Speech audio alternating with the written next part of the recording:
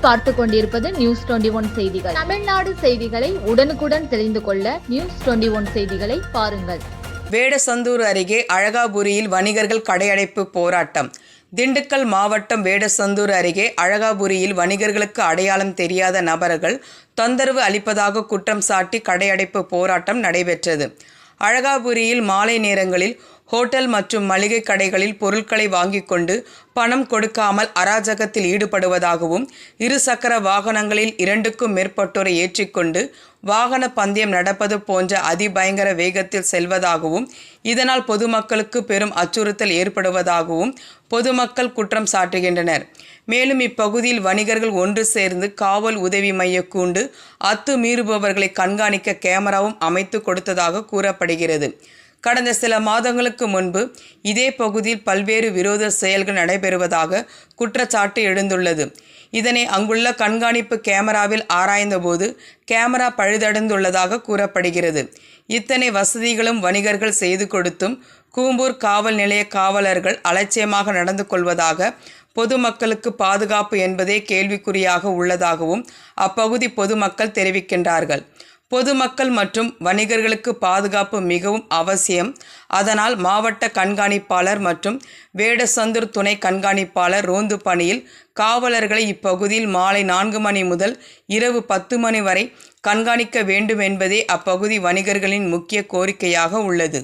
பாலப்பட்டி கிராமம் அழகாபுரியில் கடை உரிமையாளர்கள் சார்பாக கடையடைப்பு நடத்தி காவல்துறையிடம் கடை உரிமையாளர்களுக்கு ஒரு பாதுகாப்பு நலன் கருதி வேண்டுகோள் விடுப்பதற்காக நாங்கள் கடை உரிமையாளர்கள் அனைவரும் கடையடைப்பு நடத்தி போராட்டம்.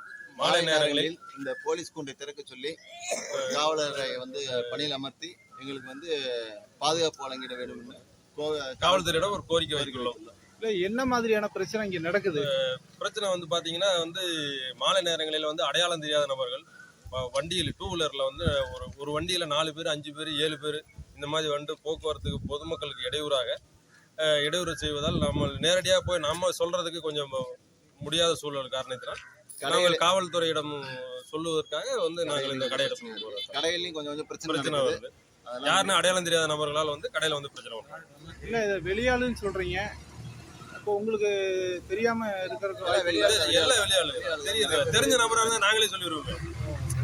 தெரிந்த நபராக இருந்தால் நாங்களே சொல்லிடுவோம். தம்பி இப்படி பண்ணாதீங்க அப்படின்னு சொல்லுவோம். காவல் நிலையத்தில் புகார் அளிச்சிருக்கீங்களா? புகார் அளிக்கல. கவன ஈர்ப்புக்காக நாங்க கடைக்கார ஒற்றுமையா இருக்கோம். சும்மா கடைகண்ணியில போய் சண்டை கட்டிக்கிறாங்க. வர்றவங்க பொதுமக்களுக்கு இடையூறாகவும் கடையில போய் சண்டை கட்டுறதுனால நாங்க காவல்துறையோட